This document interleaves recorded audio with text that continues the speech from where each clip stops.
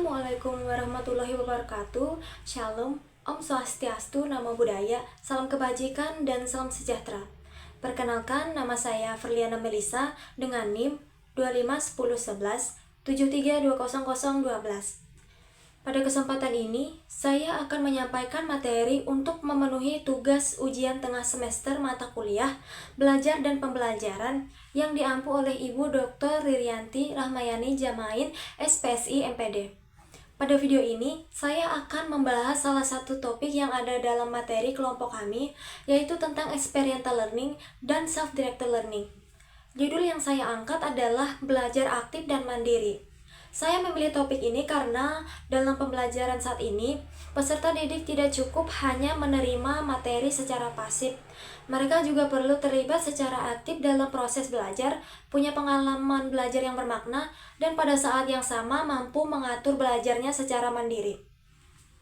Disinilah dua pendekatan ini menjadi penting.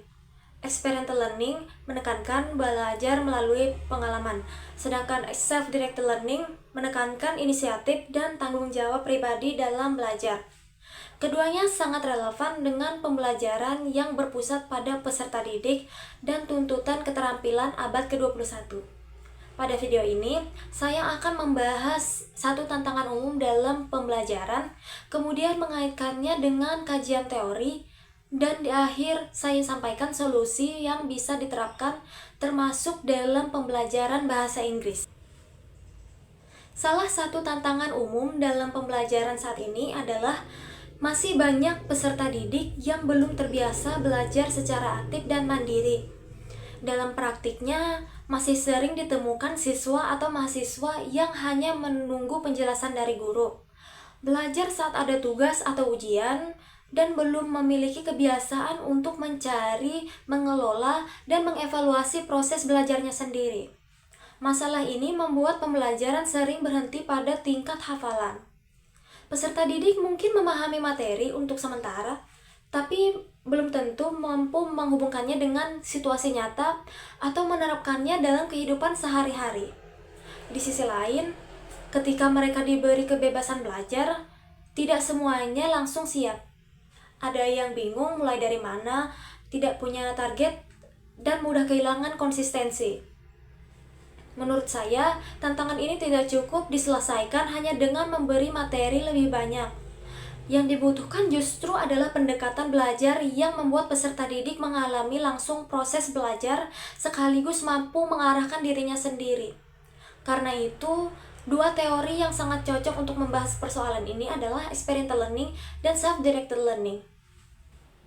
Experiential learning atau pembelajaran berbasis pengalaman pada dasarnya menekankan bahwa belajar akan lebih bermakna ketika seseorang tidak hanya mendengar atau membaca, tetapi juga mengalami, merefleksikan, memahami, lalu mencoba kembali. David Cope menjelaskan proses ini melalui 4 tahap, yaitu concrete experience, reflective observation, abstract conceptualization, dan active experimentation. Jadi belajar bukan sekedar menerima informasi, tetapi mengolah pengalaman menjadi pengetahuan. Kalau disederhanakan, experiential learning mengajarkan bahwa seseorang biasanya lebih paham ketika ia terlibat langsung. Misal, mahasiswa tidak hanya membaca tentang cara presentasi yang baik, tetapi juga mencoba presentasi, menyadari kekurangannya, memperbaikinya, lalu mencoba lagi. Dari proses itu, belajar menjadi lebih nyata dan lebih membekas. Sementara self-directed learning atau pembelajaran mandiri menekankan bahwa pembelajar memiliki peran aktif untuk menentukan apa yang perlu dipelajari, menetapkan tujuan, memilih sumber belajar, menjalankan strategi, dan menilai hasil belajarnya sendiri. Malcolm Knowledge menjelaskan self-directed learning sebagai proses ketika individu mengambil inisiatif dalam mendiagnosis kebutuhan belajarnya, merumuskan tujuan, mengidentifikasikan sumber, memilih strategi, dan mengevaluasi hasilnya.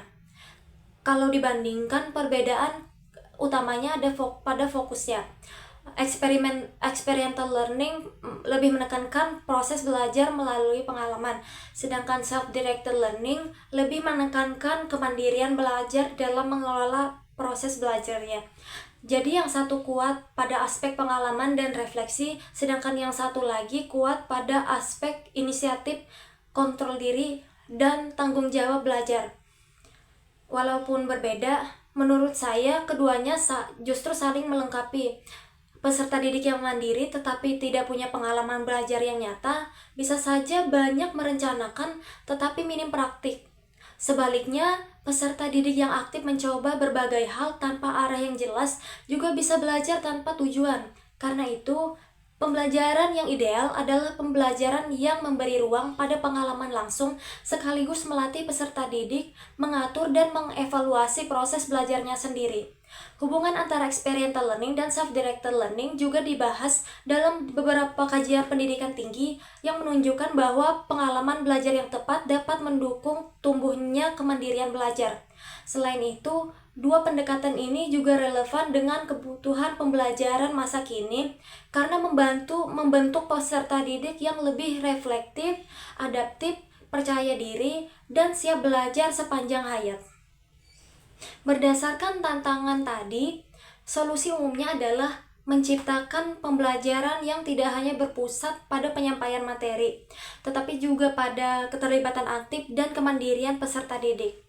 Guru atau dosen dapat berperan sebagai fasilitator yang memberi arahan, menyediakan pengalaman belajar, dan membantu peserta didik melakukan refleksi.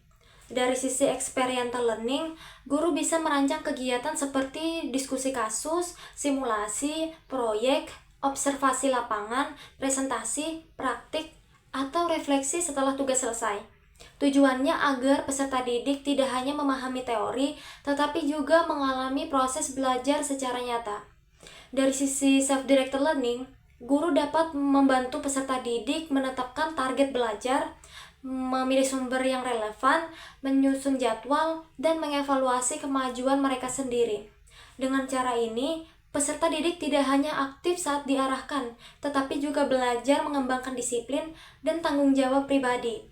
Kalau diterapkan secara spesifik dalam pembelajaran bahasa Inggris, kedua teori ini bisa digabungkan dengan sangat baik. Misalnya, mahasiswa diberi target untuk meningkatkan kemampuan speaking. Dari sisi self-directed learning, mahasiswa menetapkan tujuan, misalnya ingin lebih lancar berbicara dalam presentasi, lalu mencari video, podcast, atau artikel sebagai bahan latihan.